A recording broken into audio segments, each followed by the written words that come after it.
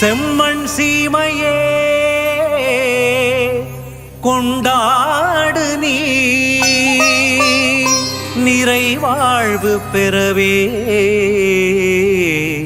பண்பாடு நீ.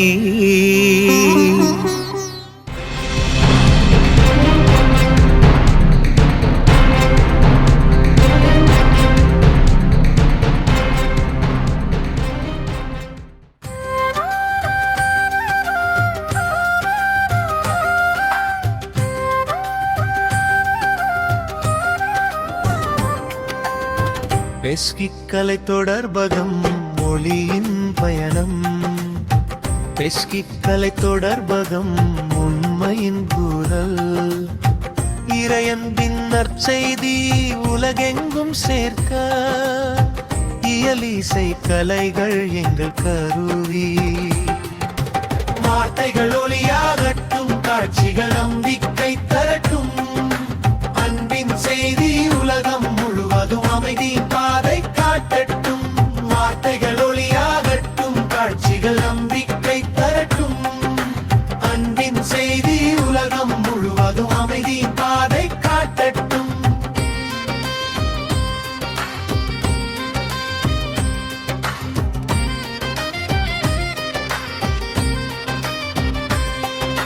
குடந்தை பெஸ்கியின் கனவு வழியிலே தமிழும் கலையும் வளர்த்திடுவோம்.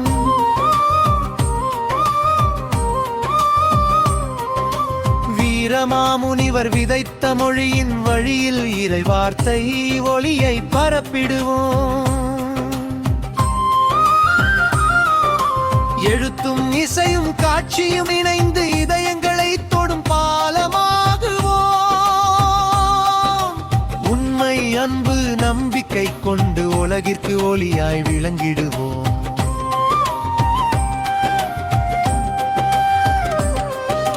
வார்த்தைகள் ஒளியாகட்டும், காட்சிகள் நம்பிக்கை தரட்டும், அன்பின் செய்தி உலகம் முழுவதும் அமைதியின் பாதை காட்டட்டும்.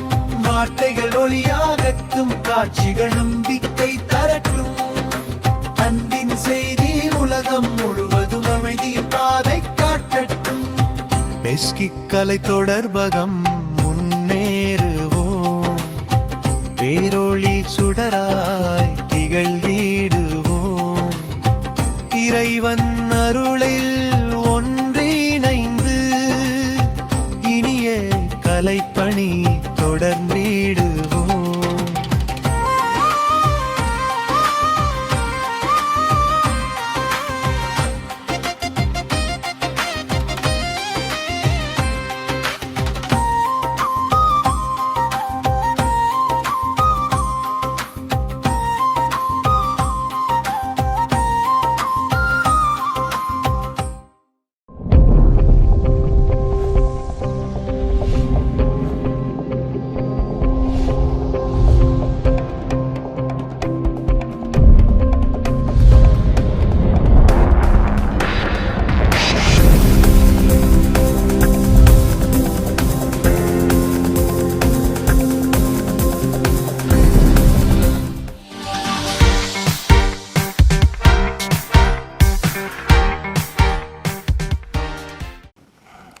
தந்தை மகன் தூய் ஆவியாரின் பெயராலே ஆமீன்.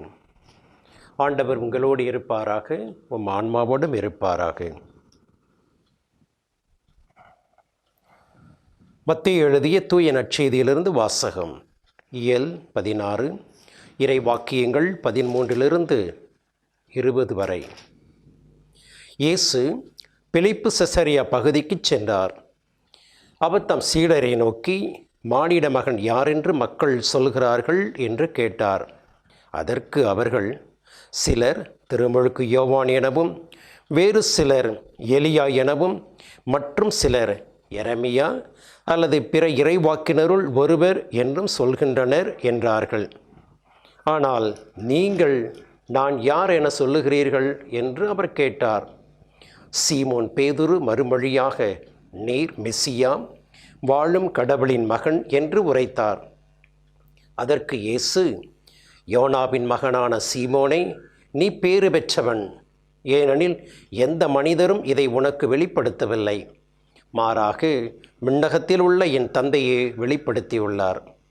எனவே நான் உனக்கு கூறுகிறேன், உன் பெயர் பேதுரு. இந்த பாறையின் மேல் என் திருச்சபையை கட்டுவேன். பாதாளத்தின் வாயில்கள் அதன் மேல் வெற்றி கொள்ளா. விண்ணரசின் திறவுகோல்களை நான் உன்னிடம் தருவேன். மண்ணுலகில் நீ தடை செய்வது விண்ணுலகிலும் தடை செய்யப்படும். மண்ணுலகில் நீ அனுமதிப்பது விண்ணுலகிலும் அனுமதிக்கப்படும் என்றார். பின்னர் தாம் மெசியா என்பதை எவரிடமும் சொல்ல வேண்டாம் என்று இயேசு சீடரிடம் கண்டிப்பாய் கூறினார்.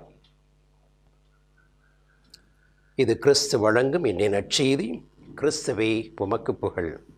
இயேசுவில் அன்பான சகோதர சகோதரிகளே, 1980களில் நமது ஆலயங்களில் பாடப்பட்ட ஒரு பாடல், பயன்படுத்தும் இறைவா பதரானை என்னை பயனுள்ள கருவியாய் பயன்படுத்தும் இறைவா.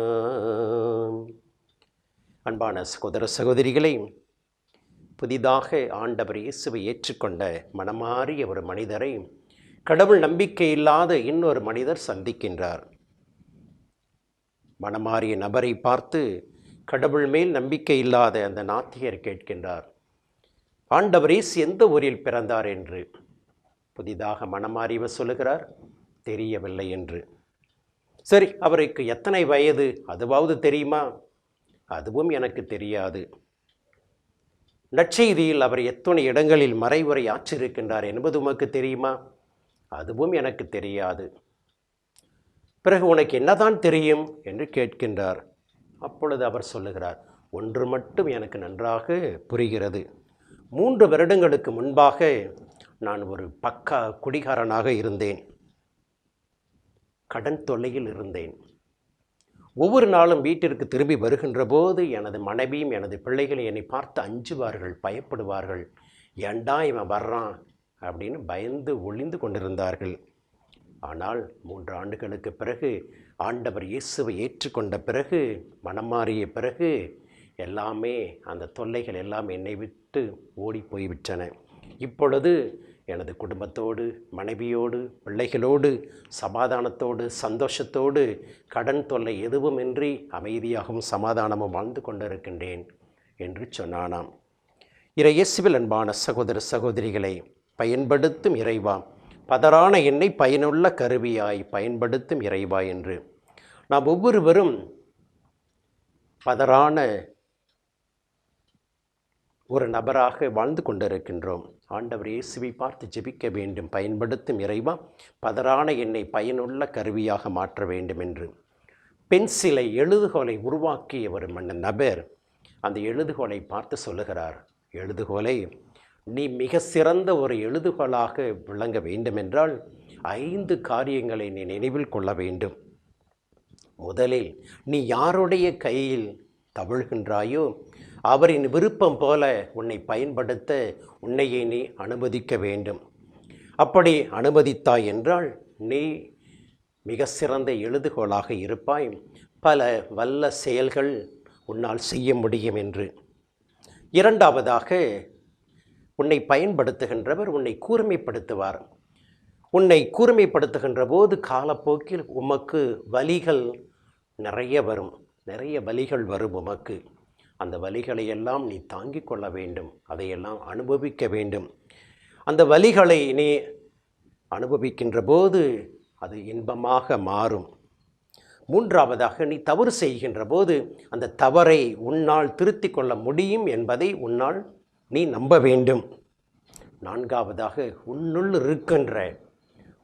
இருக்கின்ற உனது நல்ல குணத்தை நீ ஒருபோதும் மறந்துவிடக்கூடாது. ஐந்தாவதாக, நீ எந்த நிலையில் இருந்தாலும், எப்படிப்பட்ட ஒரு நிலையில் இருந்தாலும், நீ பெரிய பென்சிலாக இருக்கலாம், பெரிய எழுதுகோலாக இருக்கலாம், அல்லது காலப்போக்கில் உம்மை கூர்மைப்படுத்துகின்ற போது சிறியதாக்கப்படுவாய். எந்த ஒரு நிலையில் இருந்தாலும் நீ உனது முத்திரையை எல்லா இடங்களில் பதிப்பாய் என்று.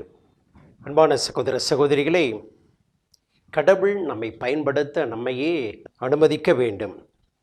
அப்படி நம்மையே நாம் அவர் கையில் தவழ விடுகின்ற போது பலவிதமான வலிகள் நமக்கு வரும்.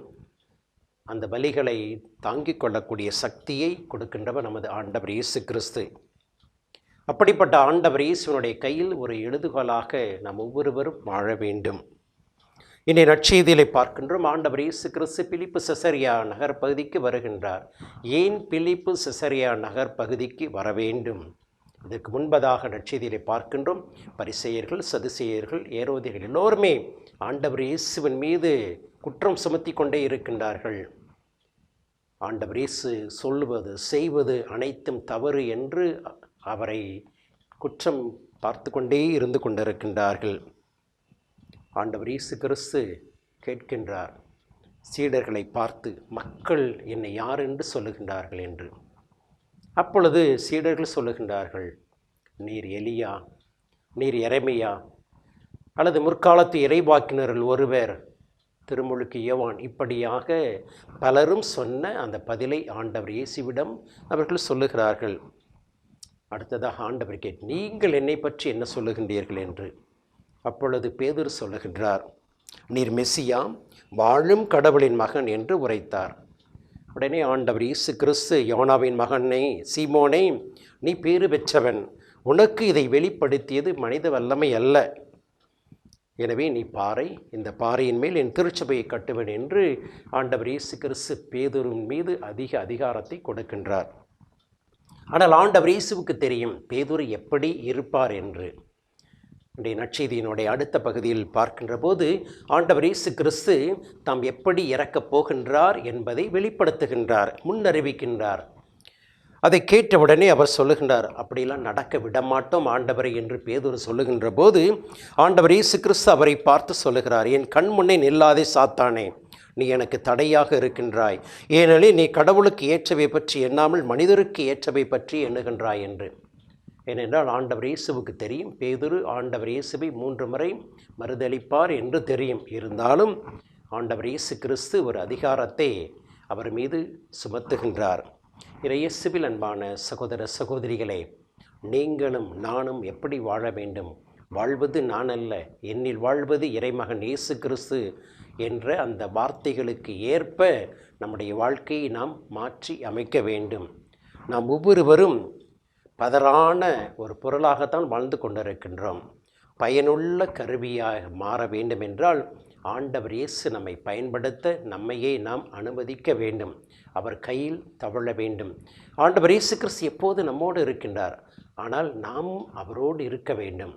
அவரோடு இருந்தோம் என்றால் கண்டிப்பாக நமக்கு வருகின்ற வலிகள், வேதனைகள், வியாதிகள், தொல்லைகள், கடன் தொல்லை எல்லாவற்றையும் தாங்கிக் கொள்ளக்கூடிய சக்தியை அந்த ஆண்டவர் இயேசு கிறிஸ்து நமக்கு அவர் கொடுப்பார்.